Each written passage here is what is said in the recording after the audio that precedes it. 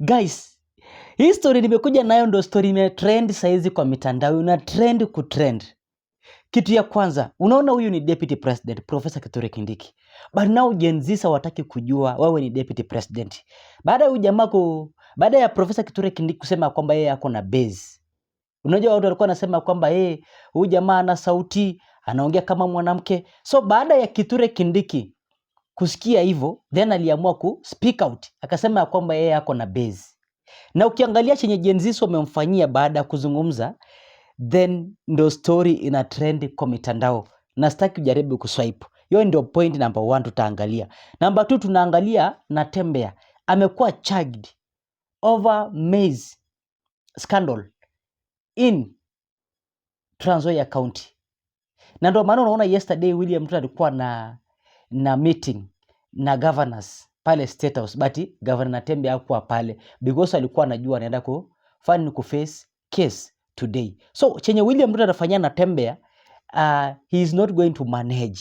William Ruto hata manage. Lazima tu Natembeya atakuwa na usemi zaidi. Hiyo ndio point number 2. Number 3 tutaangalia Oga Obinna confronting William Ruto, the president of the Republic of Kenya. Kwamba why is it that ana regulate hii mambo ya influencers kuendelea kufanya kuinfluence hii mambo ya betting. Unajua content creators nilikwambia guys wanalipwa wakati ambapo wana advertise hizi companies za kubet. Unaona watu wangu, hao ni majamaa wameacha mambo ya wizi, wameacha nini, mambo maovu yote wamejiingiza pale kwa content creation. So William Ruto anaamua kuwa regulate, kufanya nini, kuwa restrict, usijaribu kuendelea na hiyo mambo. So guys, ensure umelike video ili kuonyesha kwamba una support hii channel, na nasema thanks so extensive. Kwa hivyo guys, nimekupatia updates ili usijaribu kuswipe ama uiswipe, because hii ndio video ina trend kwa mitandao. Hizo ndio clips zina trend kwa mitandao. It's better nikujulishe ndiposa ujue unaenda kukutana na nini. Unaona watu wangu, si eti kwamba unaochi video au ujue ni nini inakuja. So be aware of that. Kwa hivyo guys, nasema thanks kwa hiyo like yako, na nataka usikize Gen Z jinsi ambavyo wameamua ku attack huyu Professor Kithure Kindiki. Hiyo ndio point number 1. Sikiza. Nani akose besi? Unajua hii madharau ndio inasumbua tu watu na mimi nakaa kama mtu anaweza kosa besi mimi. Ukiniangalia vizuri. Nani akose besi? God have mercy upon us. Unajua hii madharau ndio inasumbua tu watu na mimi nakaa kama mtu anaweza kosa besi mimi. Mheshimiwa Kindiki, mtu akiwa na base hamuoni, okay? Hawezi ona msee hivi useme yako na base. Yeah, you don't see them, you hear them. You hear them when they talk, all right? When they talk, that's when you hear them, and you hear that they got a base, okay? So you cannot say, ukiniangalia hivi mimi nakaa kama mtu ana base. Ukiniangalia hawezi angaliwa, wajua uko na base. Lazima akusikie. Sasa hapo ungetoa speech tena. Sasa mimi naona uipige tena, alafu useme sasa hiyo base hiyo uko na umeficha, because it's there but it's private. So make it public. So sema mkinicheki hivi mimi nakaa ni kazi na base. Unacheki. Tell me why, sir, you MPs have already passed 600 million to the KRA to change their system to be able to access our M-Pesa and our bank transactions already. You did that yesterday. In fact, on 2nd June, that is what they were doing in Parliament. Tell me why Kimani Ichung'wah stands in front of us and says that bills are passed that we have already refused through public participation, and they are passed and there is nothing we can do about it. Tell me why Kuzurura Bila Break is going around giving out and dishing out money, yet the radiotherapy machine in Kenyatta National Hospital is not working. Tell me why Kindiki is going around dishing money in Mount Kenya, 50 million plus in a month, yet you are reducing expenditure in essential services like CBC.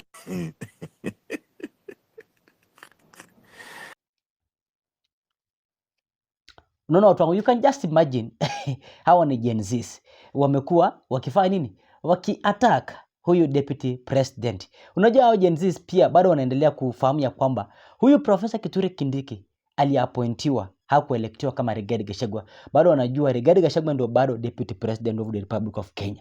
Number 2, the story of the day number 2 ni kwamba Governor Natembeya amekuwa charged over maize scandal in Trans Nzoia County. Angalia hapo kotini. Company of PO Box 1022 3200 Kitale. Number C, the evaluation and awarding criteria outlined in the tender documents. The evaluation, which was at 3 stages, the preliminary, technical evaluation, and financial evaluation, and awarding criteria was as contained in the tender document, indicating the actual scores as per the attached Appendix 2, which is on page 8. Question 4, quantity of maize seed procured and the unit cost per bundle, and whether the cost was aligned to the prevailing market rates at the time of procurement. 256,029 packets of 2 kg each. 1 kg at the unit price of Kenya shillings 210. 2 kg at a unit price of Kenya shillings 420. A bundle has 12 packets of 2 kilograms costing 5,040 Kenya shillings per bundle. Note, based on the approved budget and market price, the initial quantity that was to be procured was 145,700 at a cost of 690. This was based on the market survey. You have to go to the market with the price as per Appendix 3 on page 23, requisition form. However, the Ministry of Agriculture circular reference number MOA/LCD/9/16/7, which revised the Kenya Seed Company pricing to Kenya shillings 420 per 2 kg packet, as documented in Appendix 4 on page 28, enabled the department to procure 256,029 packets out of estimated targeted population of 400,000 poor small-scale farmers, as per AKIPRA 2024. Number 5, criteria for identification and vetting of the beneficiaries, including the total number of packets of maize allocated to each beneficiary. Eligibility criteria. These must be small-scale farmers, small-scale landowners of 0.2 acres or less who are poor. Another category of widows, the youth, the elderly, persons living with disabilities, women or resource poor individuals. The selection of beneficiaries was conducted through a thorough vetting process by a designated ward selection committees. The county executive committee member is the appointing authority of the vetting committees as per the Trans Nzoia County Crop Agriculture Act 2021, Rules 9, which is Appendix 5 on page 30. The vetting criteria adopted the guidelines developed from Clause 10 of the Crops Act, that's Appendix 6 on page 34. Each beneficiary was allocated 1 packet of 2 kilograms certified hybrid seed maize. Number 6, the mode of communication with the public and how the distribution was undertaken in the county. The public was informed through multiple channels, the usual one I've used, including the ward planning committees, which comprise of ward administrator, ward agricultural officer, area chief, a representative of the area member of the county assembly, representatives of youths, representative of persons with disabilities, and representative of women. Distribution of notification letters to ward administrators, chiefs and village elders, use of public address systems, social media platforms, and public posters. How the disputes were undertaken in the county, venues were identified per ward as per the text schedule, Appendix 7 on page 39. The distribution was done publicly and identified. Kenya. Number 3, Ogo Obina. Na hiyo ndo last point. Ogo Obina anajaribu kuconfront William Ruto, the president of the Republic of Kenya. Why is it that yeye anaendelea kuregulate hii mambo ya hawa content creators wasiendelee kuadvertise hizi companies? Because pia wanapata pesa kupitia hapo tu. Hakuna place nyingine. William Ruto anataka ama jamaa waende waibe ama vipi? Ama kuna kazi anataka kuwapatia. Sikiza. Game of chance. It is where if you decide something will go in a certain direction, and it does, and you place money, you win. Okay? And if it goes on the opposite direction, you lose, but there's someone or something that wins eventually. Okay? So either you put money or you don't put money. It's a bet. You know, let's bet I'll race you to that place. There's a reward at the end of it. All right? It's a very addictive game, and it is a billion-dollar industry. It has changed lives, either to the positive or to the negative. And so has everything else, from entertainment to alcohol to everything, even medicine, everything has changed lives, either to the positive or to the negative. All right? So when someone decides to place a bet, it is a gamble. Okay? You're not sure if you're going to make it back, but you're hoping, fingers crossed. So if you get it back, you will say it is a good thing. And that is what has been happening. When someone places a bet and they win, for them, betting is a good thing. When someone else places a bet and it goes the other way and they don't win, now betting is a bad thing. Okay? Alrighty. Since time immemorial, people have been placing bets on a number of things. Okay? And it still happens until now. Okay? And betting in Kenya specifically was being marketed by the old media. That's what we call them nowadays. Terrestrial media. I'm talking about TV, print, radio, billboards. Okay? And you go to the casinos. It was happening old school. And then the digital economy came up. And people realized that people are now more on their phones than they're on their TVs and on their radios. And when you get to the digital media, there are people who run this shit. They're called influencers, okay? They're on the digital space. From Snapchat, TikTok, OnlyFans, Instagram, YouTube, Facebook, Twitter, Periscope, name them, all of them, okay? So what do the investors of betting do? So they decide and say, now we're going to use these people because they're the ones who are talking directly to the people that we want to talk to. All right? So they take a bunch of them. About 75% of influencers online are making their money from betting sites somewhere. Okay? There's always like a betting game, there's a crash game, there's an aviator, there's a game that's gonna be played, there's odds, there's whatever. So majority, like about 75% of influencers make their living out of influencing for betting companies and sites. Okay, so a lot of young people automatically got influenced to get into this space, and some won and some lost. Okay, the same way a lot of young people take alcohol and abuse drugs, and some don't and some do. And the government put regulations on alcohol, the sale of alcohol, and said it should not be sold to people under 18 years, should not be sold at certain spaces, should not be this, should not be that. All right? And it's being followed. All right? And they also sat down and said, okay, now for betting, we also don't want this and this and this and this happen. The whole shebang. And it was being followed. And then the guys in the betting space started fighting with each other. Okay? The big bosses over there. Oh, these guys are making more money than us. Now, for hali wawili wakimenyana, ni nyasi ndio inaumia. All right?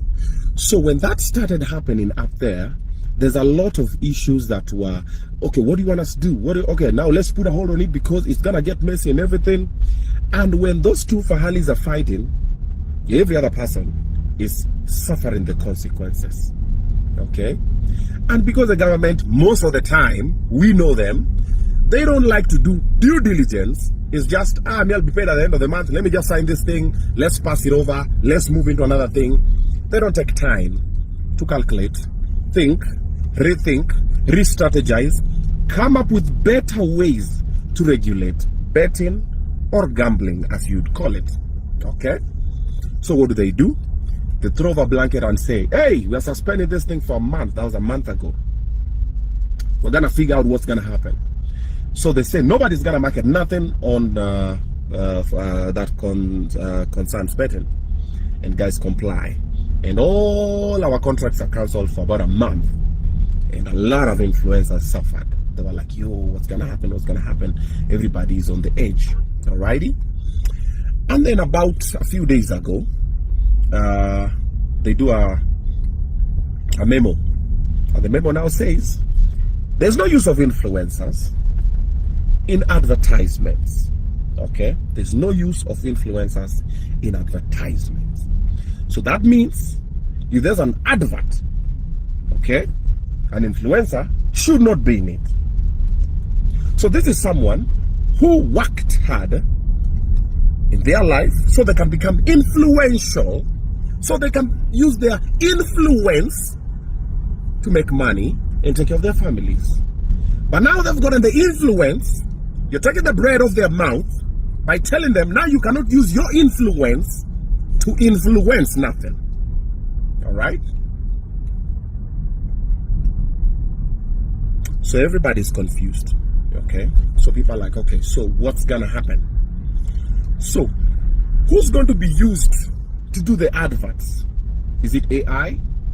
That means now you want to add the number of jobless people back to the street again. Now the ones who had gotten jobs for themselves, by themselves, now the government is taking that again away from them. Like, yep. And to add on top of it, by the way, the taxes are yay high. Like, taxes are like up there. And that is why all the other brands don't have the capability to use influencers as much as the betting companies. Why? If you look at the FMCGs, the fast-moving consumer goods, some of the SMEs, and some corporates, they've withdrawn from doing what they were doing with influencers. Because the budgets are not budgeting. The taxes are over the roof. Okay? So all the influencers are just there. So, what do you want these young people to do? You want them to go back to substance abuse, because when there's no money, there's stress, there's pressure, depression. You know, people look for a way out. So what's gonna happen? Okay? And now that you're saying influencers should not be used, so all their social media pages that they've struggled to build are now useless billboards, okay? But you're still allowing TV and radio and newspaper that you politicians own, yeah, that you politicians own, to still run the same adverts that you don't want these other people to run on their platforms. Brilliant, beautiful, so beautiful, right? Yeah, it's beautiful. Wow. Wow. Just wow.